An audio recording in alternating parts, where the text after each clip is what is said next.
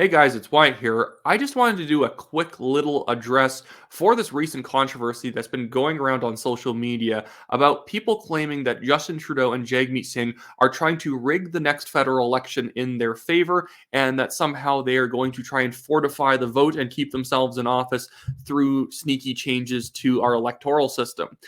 I can tell you right now, as much as I dislike Justin Trudeau and Jagmeet Singh, this is not true.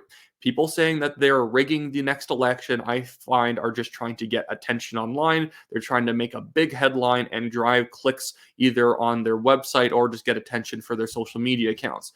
Justin Trudeau and Jagmeet Singh, what they're effectively doing is trying to fulfill a promise of the coalition government that they made to basically make a few changes to the way that voting works in the country. This isn't proportional representation. It's not mass mail-in ballots. It's not any of that.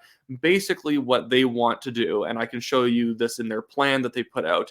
It was point 7 in their agreement, making democracy work for people. And it says, recognizing our shared commitments to maintaining the health of our democracy and the need to remove barriers to voting and participation, we will work with Elections Canada to explore ways to expand the ability for people to vote, such as, and again, this is an agreement between the Liberals and the NDP in order for basically the NDP and Jagmeet Singh to lend their votes to the Liberals to pass legislation. So that says, an expanded election day of 3 days of voting, allowing people to vote at any polling place within their electoral district, improving the process of mail-in ballots to ensure that voters who chose this method of voting are not disenfranchised. We commit to ensuring that Quebec's number of seats in the House of Commons remains constant. Now, this is not rigging the next election. There's actually a couple things in there I kind of agree with. I think if you live in a federal electoral district, I think you should be able to vote in any polling station. It really doesn't matter. They should bring your paper ballot to the polling station that you live near just so we can kind of get a good idea of where the sort of votes came from in the riding based on where people live. But I don't think that's a bad change. I don't like the 3 days of voting. I think that's silly. I think that it kind of is lowering the barrier to entry to voting in a bad way. I think that voting, you need a certain level of commitment. It shouldn't be the thing where I don't want to do it today. I'm not feeling like it. And then you go to grab some eggs at the store later in the day and you're like, I guess I have time to vote now. If that's your attitude towards voting, you really shouldn't be voting. I like single day voting only on paper ballots. That's the kind of voting I want. And with the paper ballots thing too, with paper ballots, it actually goes faster, the counting, because you just need a couple extra volunteers to count them. Whenever they use voting machines in like the municipal races in Calgary or provincial races, even just all they do is just add up all the paper ballots and add them up and then put out the results. It always slows things down. Technology does not actually make elections faster. But a lot of this stuff, like the Quebec thing, is just a thing in there to make the French happy. And then the improving the mail-in ballot process, that's actually a good decision on the Liberal and NDP's part. A lot of the mail-in votes didn't get counted in the 2021 election, and most of them were probably conservative votes based on where they were coming in the country.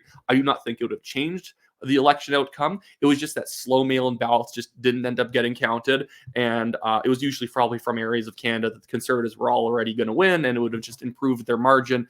None of this actually adds up to rigging, though. And I do think that there is kind of a culture on places like Twitter, X, and Facebook with populist accounts trying to get attention on every single thing that Justin Trudeau does as the most corrupt thing that's ever happened.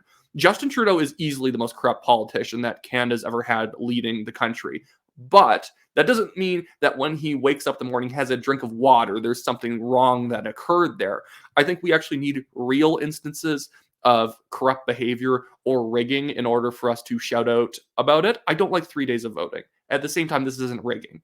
And I don't think it's going to amount to a hill of beans in 2025. These electoral changes don't change the fact that nobody likes Justin Trudeau and Jagmeet Singh, and their fundraising numbers are horrible. And Justin Trudeau is never going to pass proportional representation. That might keep him in office, but it would ensure that the Liberals also never win a majority government again because it's a party hard stuck underneath 30% of the polls these days. So yeah, nothing like that's going to happen. And then I even had some people criticizing me as if I was being like not a real conservative by saying this wasn't rigging. It's just not rigging, and I'm not going to pretend that it is. And then they're like, well, he is going to rig the next election. He makes voting easier, and then he's going to pass UBI. Justin Trudeau is not going to pass UBI. Do you know why? He might want to. He's not going to do it, despite maybe even the NDP wanting him to do it. And it's because UBI, at this point, it would cost so much. even the most lukewarm, like IQ'd liberal voter in Eastern Canada who does not pay attention to politics, but they think Justin Trudeau deeply cares about them, even they're going to think that costs too much and you're going to spike inflation. There's no electoral trick at this point, at least in my opinion, that Justin Trudeau can pull in order to stay in office. And I know people in the comments are going to be like, well, he's going to have the CCP give a bunch of money to him and he's going to rig the election somehow through foreign interference. Okay. In 2021 and 19, there definitely was CCP foreign interference, but they really can only affect like ridings where there's a heavy Chinese population for them to bully and intimidate into voting for the right candidate. And it's really not going to happen in this next election because if there's even a whisper of the CCP trying to help Justin Trudeau, pretty much a lot of people are going to swing blue just to spite him because people tend to not like foreign interference no matter what the source of it is. And or the people will be like, well, he's going to buy some votes. Justin Trudeau's tried to buy every single vote in the past 2 elections that he possibly could, and he still couldn't get a majority government. Now, with an even worse economy, do you think this guy's going to be able to convince people that if he waves a $5 bill in front of their faces, that they're going to vote for him? Doesn't matter what amount of money you give people. People are not confident about the economy, and they realize all of this government money is basically a poison pill at this point. There's a reason why we are having polls like this Angus Reid poll that came out showing that the Conservatives would have been 222 seats. There's not an electoral system change. There is not a fundraising like a cap increase. There is not a voting day expansion type change that could save Justin Trudeau at this point. The Liberals might be trying to maybe wiggle the rules here and there, so maybe they can get an extra couple seats out of it. Whatever, that's kind of the game. But no one's ever going to break the game just because they're behind. Because if you do that, that's what's going to make Canadians start smashing in all your political office windows around the country. Nobody's that dumb. Even Justin Trudeau isn't that dumb. Maybe Jagmeet Singh, but he's not anywhere close to the levers of power. He can manipulate them a little bit, but the man is not competent enough to even do that. That's why he sits around whining about why Justin Trudeau doesn't do what he wants, even though he could technically force him to do it.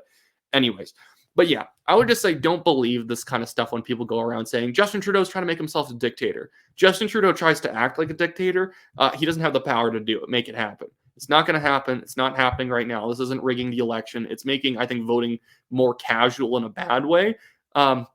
Same time, I don't really see too much of a problem with some of the points. And then the other points are just kind of silly and they're not going to save Trudeau. And again, the mail-in ballot process, I think that nobody should be mailing in ballots unless they're bedridden at home or they're like overseas for some reason. And even then, I think only people who are like part of the military overseas should be voting by mail.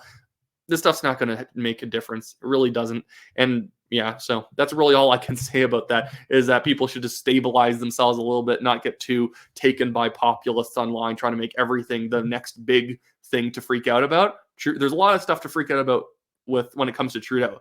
A new thing every day, not usually. It's usually just more boring, slow, grinding corruption.